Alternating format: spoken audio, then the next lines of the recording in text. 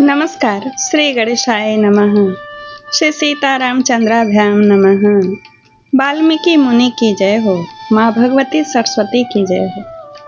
आज मैं श्रीमद् वाल्मीकि रामायण से अरण्य कांडम से सप्तमः सर्ग का हिंदी में भावार्थ सुनाऊंगी। सीता भ्राता सहित श्री राम का सुतीक्ष्ण के आश्रम पर जाकर उनसे बातचीत करना तथा उनसे सत्कृत हो रात में वहीं ठहरना।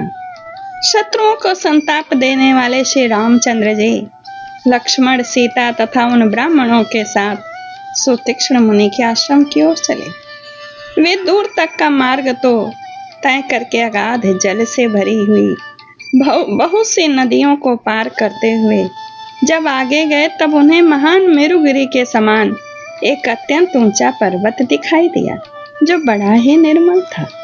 वहां से आगे बढ़कर वे दोनों इक्ष्वाकु कुल के श्रेष्ठ वीर रघुवंशी बंधु सीता के साथ नाना प्रकार के वृक्षों से भरे हुए एक वन में पहुंचे। उस घोर वन में प्रविष्ट हो श्री रघुनाथ जी ने एकांत स्थान में एक आश्रम देखा जहाँ के वृक्ष प्रचुर फल फूलों से लदे हुए थे। इधर उधर टंगे हुए चीर वस्त्रों के समुदाय उस आश्रम की शोभा बढ़ाते थे। वहां आंतरिक मल की शुद्धि के लिए पद्मासन धारण किए सुतीक्ष्ण मुनि ध्यान मग्न होकर बैठे थे। श्री राम ने उन तपोधन मुनि के साथ विधिवत जाकर उनसे इस प्रकार कहा। सत्य पराक्रमी धर्मज्ञ महर्षि भगवान, मैं राम हूँ। मैं यहाँ आपका दर्शन करने के लिए आया हूँ, अतः आप मुझसे बात कीजिए। धर्मात्माओं में श्रेष्ठ भगवान श्री राम का दर्शन करके धीर महर्षि सुतीक्ष्ण ने अपने दोनों भुजाओं से उनका आलिंगन किया और इस प्रकार कहा। सत्यवादियों में श्रेष्ठ रघुकुल भूषण श्री राम, आपका स्वागत है। इस समय आपके पदार्पण करने से आश्रम सनात हो गया है। महायशस्वी वीर, मैं आपकी ही तो प्रतीक्षा में था, इसलिए अब तक इस पृथ्वी पर अपने शरीर को त्याग कर मैं यहाँ से देवलोक में नहीं गया, यानी ब्रह्मधाम में।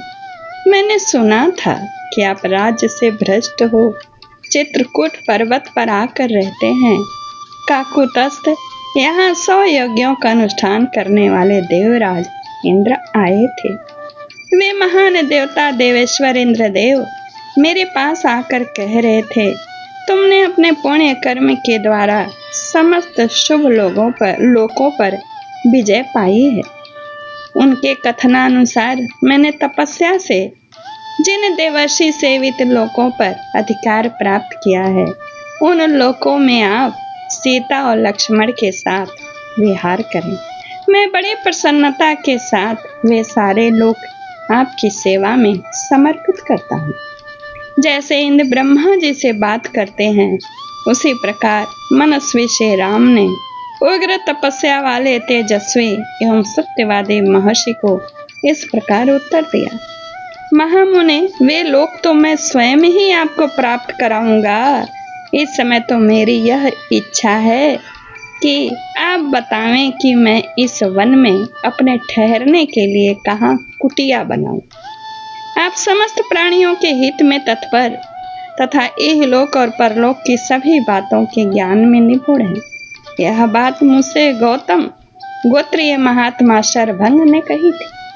श्री रामचंद्र जी के ऐसा कहने पर उन लोक विख्यात महर्षि ने बड़े हर्ष के साथ मधुर वाणी में कहा, श्री राम, यही आश्रम सब प्रकार से गुणवान है, यानी सुविधाजनक है, अतः आप यहीं सुखपूर्वक निवास कीजिए। यहाँ ऋषियों का समुदाय सदा आता जाता रहता है और फल मूल भी सर्वदा सुलभ होते हैं। इस आश्रम पर बड़े बड़े मृगों के झुंड आते हैं और अपने रूप, कांति एवं गति से मन को लुभाकर किसी को कष्ट दिए बिना ही यहाँ से लौट जाते हैं। उन्हें यहाँ किसी से कोई भय नहीं प्राप्त होता। इस आश्रम में मृगों के उपद्रव के सिवा और कोई दोष नहीं है, यह आप निश्चित रूप से जान लें। महर्षि का यह वचन सुनकर लक्ष्मण के बड़े भाई धीर वीर भगवान श्री राम ने हाथ में धनुष बाण लेकर कहा, महाभाग, यहाँ आए हुए उन उपद्रवकारी मृग समूहों को यदि मैं झुकी हुई गांठ और तीखी धार वाले बाण से मार डालूं, तो इसमें आपका अपमान होगा। यदि ऐसा हुआ तो इससे बढ़कर कष्ट की बात मेरे लिए और क्या हो सकती है। इसीलिए मैं इस आश्रम में अधिक समय नहीं निवास करना चाहता। मुनि से ऐसा कहकर मौन हो श्री रामचंद्र जी संध्योपासना करने चले गए। सायंकाल की संध्योपासना करके श्री राम ने सीता और लक्ष्मण के साथ सुतीक्ष्ण मुनि के उस रमणीय आश्रम में निवास किया। संध्या का समय बीतने पर रात हुई देख महात्मा सुतीक्ष्ण ने स्वयं ही तपस्वी जनों के सेवन करने योग्य शुभ अन्न लेकर उन दोनों पुरुष शिरोमणि बंधुओं को बड़े सत्कार के साथ अर्पित किया। और यह सर्ग यहीं पूर्ण होता है।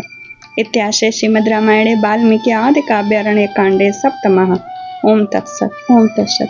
श्री राम जय राम जय जय राम। श्री राम जय राम जय जय राम। चैनल को सब्सक्राइब करिए, कथा को लाइक कमेंट शेयर करिए, मेरे साथ